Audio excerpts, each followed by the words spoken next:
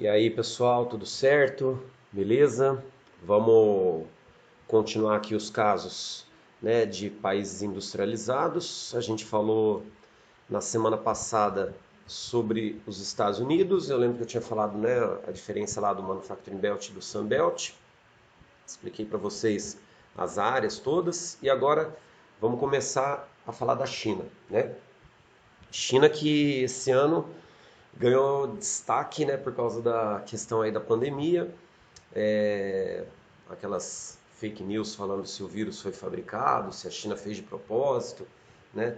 Dá para explorar aí uma infinidade de assuntos em cima, né, dessa pandemia envolvendo aí a questão chinesa, né?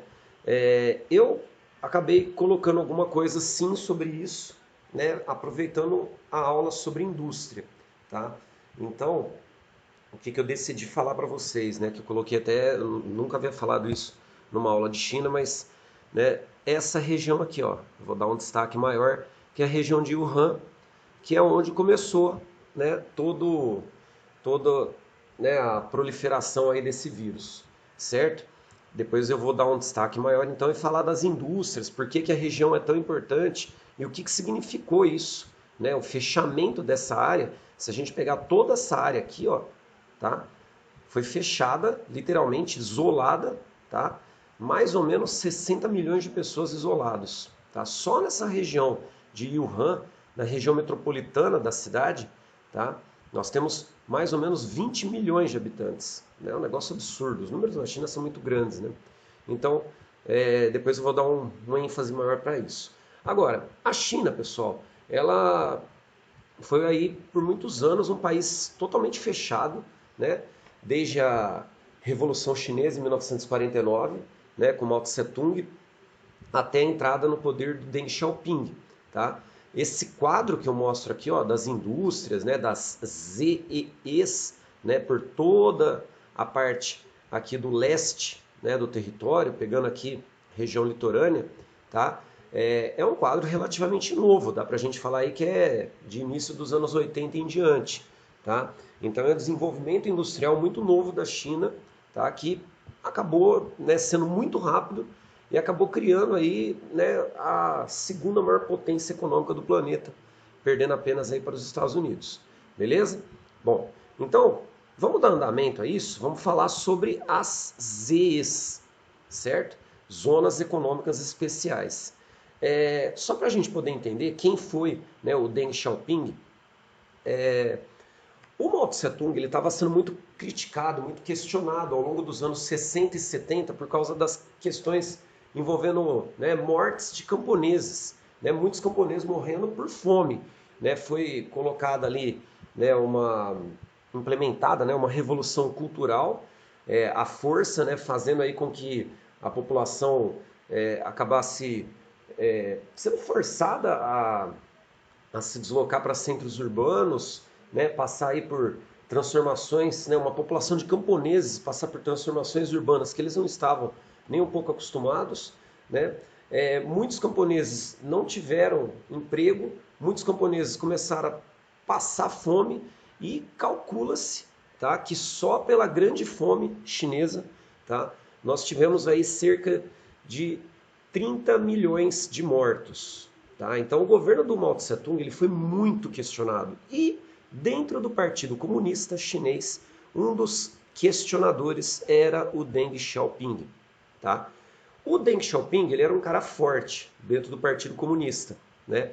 Como ele começa a falar muito na orelha do Mao Tse Tung, ele vai preso.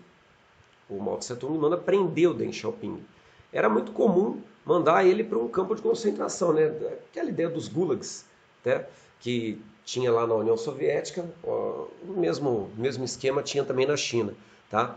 Mas o Deng Xiaoping ele acaba sendo preso no ano de 1975 e no ano de 76 o Mao Tse Tung morre, né? Morrendo, morte natural.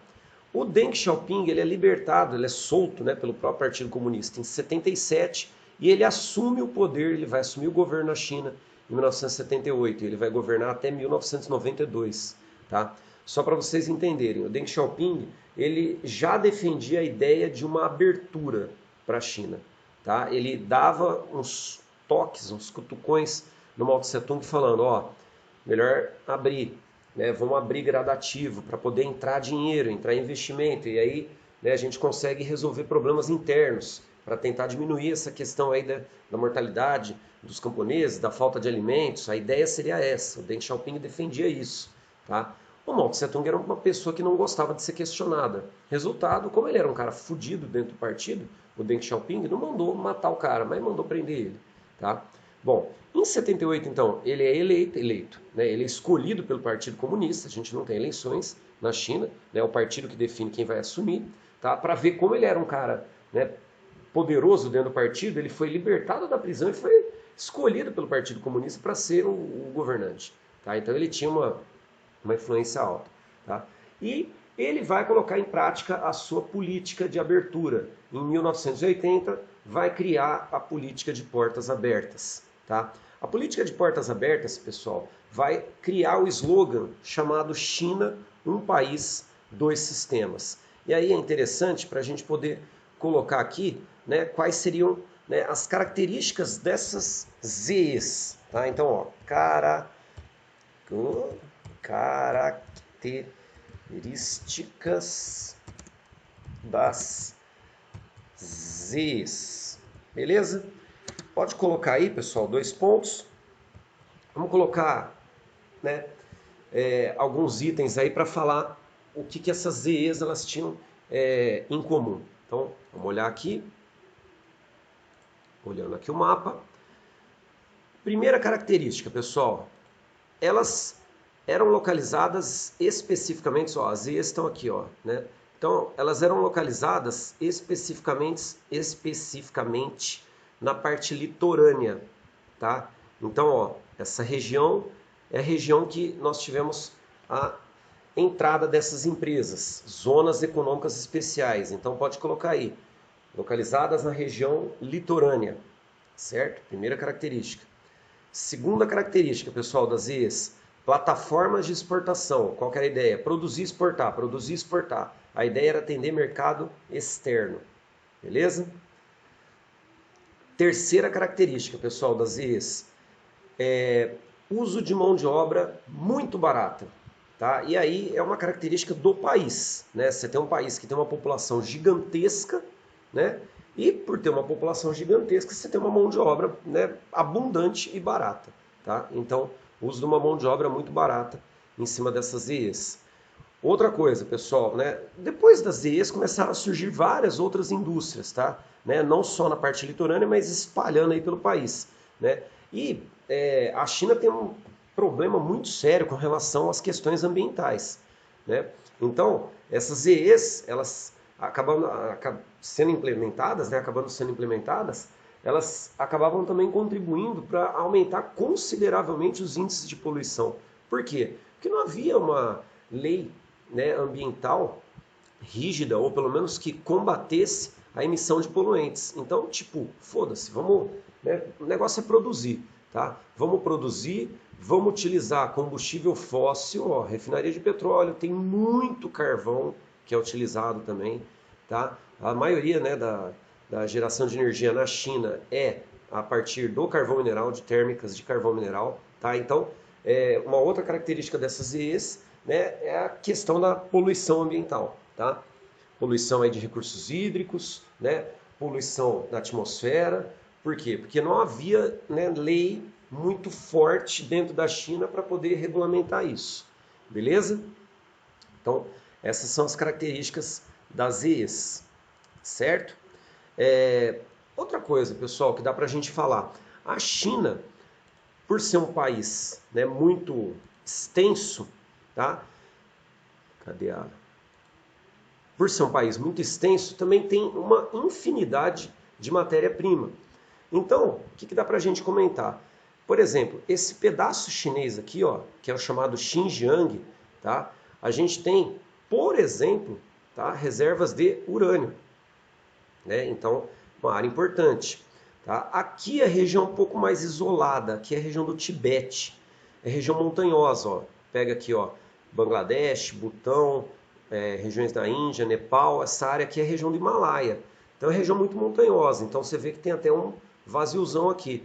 Agora, o restante do território é lotado de matéria-prima, tá? Tem enormes reservas de minério de ferro, tá? Aqui nessa área, região da Manchúria, tá? Então a gente tem também o solo de Loess, lembra que eu comentei com vocês já sobre esse solo, né? Lá na frente 1. Então, dá para colocar também isso, vamos colocar também como fatores a abundância de matérias-primas, né? As indústrias, quando elas vão ali para se instalar, tanto nas EEs quanto em outras regiões depois, né, pós, né, desenvolvimento aí industrial chinês, elas também estão atrás dessas regiões de matérias-primas, tá? Tem muita matéria-prima na China, tá? Pela, né, imensidão do território. Beleza? Bom, aí pessoal, a gente, só para comentar esse negócio, ó, China é um país, dois sistemas, o que, que seria isso? Né? Que é a ideia das IEs, tá? A abertura econômica que a gente teve na China criou uma economia capitalista no país, tá? Uma economia que a gente chama de economia de mercado, tá? Então o sistema econômico, né, até financeiro, né, porque dá para a gente falar que tem, né, bolsas de valores hoje importantíssimas na China, bolsa de Xangai, por exemplo, tá? Então olha só, até essa ideia, né, econômica e financeira está ligada à questão do capitalismo e, né, o sistema político chinês ainda é controlado pelo Partido Comunista. Então, como que dá para a gente falar? Nós temos um país que é governado pelo Partido Comunista Chinês, tá? Porém, que mantém uma economia de mercado, que mantém aí, né, toda uma economia voltada para o capitalismo. Beleza? Por isso, um país, dois sistemas. A ideia foi do Deng Xiaoping. Deu certo, deu muito certo. A China cresceu de maneira, né, espetacular. Se tornou aí o segundo maior PIB do planeta, né, atualmente. Dá para a gente falar que nós temos entre os anos 90 e 2000 uma média de crescimento chinês que beirou ali 9,5%, média, tá? Com picos aí de 14, 15 ao ano. É uma coisa fora do padrão, tá? Então, isso acabou representando também melhorias no país, né? Hoje, a gente tem uma população de pobres numerosa, ainda na China, mas houve uma redução dessa população de pobres, tá? Então, dá para falar que, né, deu certo a implementação desse sistema. Beleza? Bom, aí eu coloquei aqui Wuhan, tá? Especificamente para a gente falar do que aconteceu esse ano. Por que Wuhan, sendo aí o início, né, da pandemia, acabou representando um problema global, tá? Não só pela pandemia, óbvio, em si. Então, olha só, é um polo de indústria automobilística. Pessoal, lá em Wuhan nós temos tanto a montagem, tá, quanto a fabricação de peças de automóveis, certo? Por exemplo, só para vocês terem uma noção, a Nissan tem sede, tá, em Wuhan. Renault também tem sede. Renault, né, tem sede da mesma linha da Nissan, também tem sede em Wuhan, tá? Então, assim, nós temos polo de indústrias automobilísticas na região. Então, imagina, por exemplo, lá fechou. E aí nós temos indústrias automobilísticas em outras áreas do planeta que precisariam de peças que deveriam ser produzidas na China, né? Lembra da ideia da economia globalizada, tá? Não vinham essas peças, então não conseguia produzir o produto final, tá? Então é um problema na cadeia produtiva, beleza? Pode ser que se explore isso numa prova, tá? Maquinário também, né? Vários maquinários industriais produzidos na cidade de Wuhan. Muita indústria daquela chamada bens de capital, que é a indústria que produz máquinas, tá? Isso comprometeu também a região, complicou bastante, né, a exportação desses maquinários e o uso de indústrias ao redor aí do planeta, tá? Para poder utilizar a produção, né? Então isso foi complicado também, certo? Polo farmacêutico, esse eu até grifei, tá? Talvez seja o pior de todos, né? O Brasil, ele era um dos maiores compradores de produtos farmacêuticos, né, hospitalares dessa região. E aí começou a faltar produto aqui para nós, a epidemia começou a disparar aqui no Brasil e a gente começou a não ter esses produtos em hospitais, né? Isso foi um dos grandes problemas, tá? E a cidade de Wuhan é uma das fornecedoras, uma das maiores fornecedoras do planeta, tá, de produtos tanto farmacêuticos quanto hospitalares, beleza? Isso aí também pode ser explorado, certo? Aí a questão, né, que é a localização estratégica próxima a grande centro, tá? Eu mostrei aqui para baixo, a gente tem Guangzhou, A gente tem aqui, ó, Guangzhou, a gente tem Shenzhen, são cidades muito importantes. A gente tem Xangai aqui, então Wuhan está meio que no centrão disso tudo, tá? E fechou. Imagina, a ligação com cidades aqui, né, foi totalmente comprometida, certo? E, como eu disse, né, é uma região, só a região metropolitana de Wuhan, tá, ó, RM, região metropolitana, mais ou menos 20 milhões de habitantes, tá? É uma São Paulo nessa região, tá? Imagina a complicação e essa população totalmente, né, impedida de trabalhar, de fazer alguma coisa, né? Mas foi a forma como Wuhan conseguiu reverter e hoje, né, já está abrindo, né?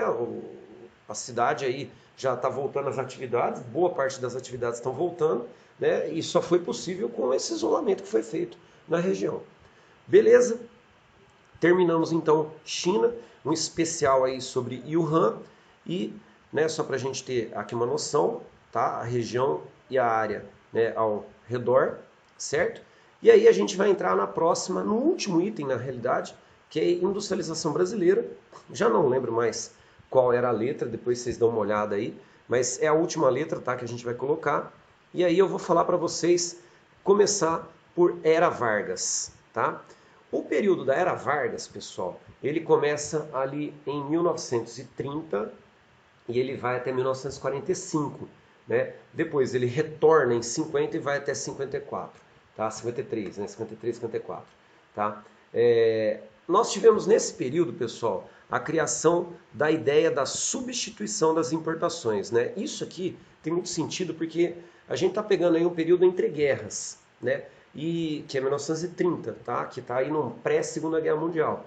E havia uma necessidade do Brasil começar a desenvolver produtos aqui no nosso território, porque não dava para a gente depender de produtos que vinham de fora, porque os países eles estavam, primeiro que se recuperando da Primeira Guerra, segundo que, né, entre aspas, se preparando para entrar numa Segunda Guerra. Tá? Então, o fornecimento de produtos para o Brasil começou a ficar comprometido, e aí a ideia era tentar industrializar aqui dentro. Por isso, o Vargas cria a ideia da substituição das importações. Tá? Era desenvolver a indústria nacional. Essa indústria nacional ela seria indústria de base e estatal. O Estado ia assumir o controle da indústria de base. Tá? De que maneira que seria isso? Né? O Estado ia investir, então, em indústrias, tá? de extrativismo, né? Indústrias de produção de maquinário, indústrias metalúrgicas, siderúrgicas, porque na visão do Estado é maiúsculo, essas indústrias, por serem de base, elas conseguem fazer a transformação para a indústria de bens de consumo. Você produz a base do desenvolvimento e você atrai depois indústria de bens de consumo. Essa era a ideia do Vargas, uma ideia muito bem fundamentada, diga-se de passagem. Tá? Então, indústria de base estatal. Certo? O Vargas também criou as leis trabalhistas, isso foi em 1943, né, a consolidação das leis trabalhistas, né, a CLT, para o trabalhador urbano, tá? Não é para o trabalhador rural. O trabalhador rural, essas leis elas só vão aparecer em 63, tá? Ali no período do governo Jango, beleza? A concentração vai acontecer no Sudeste, né? Por quais motivos? Então vamos lá. As indústrias elas vão se instalar no Sudeste devido a alguns fatores. Vão anotando aí os fatores. Primeiro, questão da matéria-prima. Lembra que, né, numa primeira fase de indústria, estar perto de matéria-prima é interessante. E a matéria-prima vinha da região do quadrilátero ferrífero, tá? Minas Gerais, pode colocar aí. Segundo fator, a proximidade com o Porto de Santos, né, para poder fazer o escoamento. Dava para colocar também aqui o Porto do Rio de Janeiro, certo? Que seria também importante para o escoamento da produção.